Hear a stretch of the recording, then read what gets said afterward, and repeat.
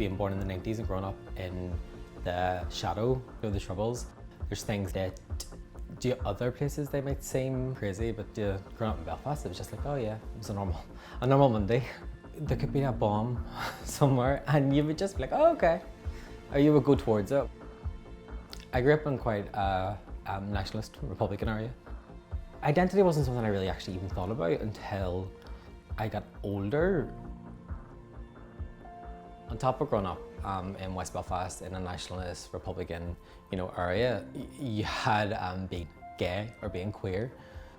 I mean, we could play like a gay insult bingo, you'd probably win, and that's the reality of it. I paint the male nude, and I am quite inspired by Western European art history, and they always featured the female nude in mostly a sexualized way. So I like the idea of like flipping that, especially as a male artist. I was interested in this idea of creating like a world within the paintings, a place where these characters can run away and be their own like authentic self. I would work from imagination and photographs. I took around places in West Belfast, so it's bringing like an element of home.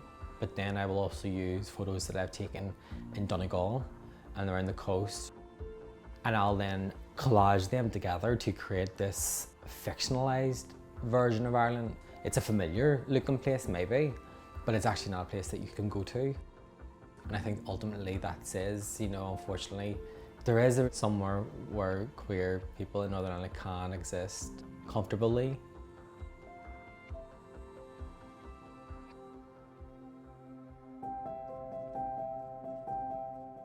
I moved from Spain, Alicante, to here when I was 13. In here there's no summer, it's just winter the whole time. And I say, Mom, I don't want to go to Belfast, sorry. But here I am. When I came, I didn't speak nothing of English, just a few words, and that's all. It was hard to me to communicate with people.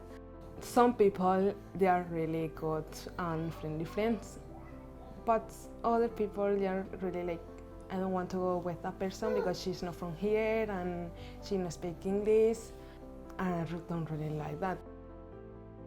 Now that I have my son, I want to stay here longer, because a few years ago I was thinking to have my 18 years old and then move back to Spain.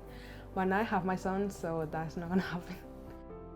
Now I have my friend, I have my son, I have my house, so like all good.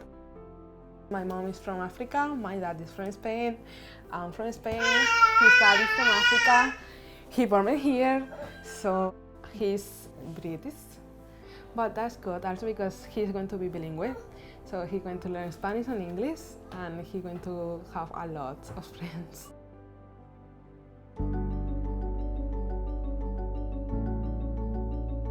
So I was born originally in England, but then my parents made a decision to move across to Northern Ireland, where we are now. And I've lived here for about 13 years now. My stepdad initially was a bit like, gosh, Northern Ireland, isn't that where like the Troubles are? But my mum was like, doesn't happen anymore, like it's not a thing. And so it was quite like within a space of a week was like the decision from my mum like deciding I like Northern Ireland to I'm now in Northern Ireland, like living there. My parents like looked at a few schools and they found an integrated school, and parents didn't like the idea of like Protestant and Catholic schools. They wanted something that was for all the children. The integrated doesn't just stop at like Protestant and Catholic.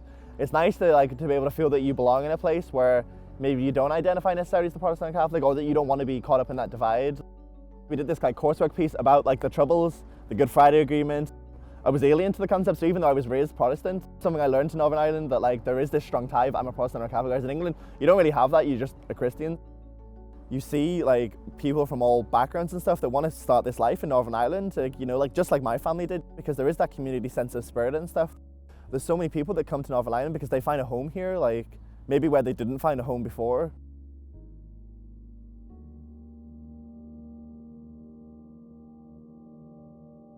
I grew up in a little border village between the north and the south.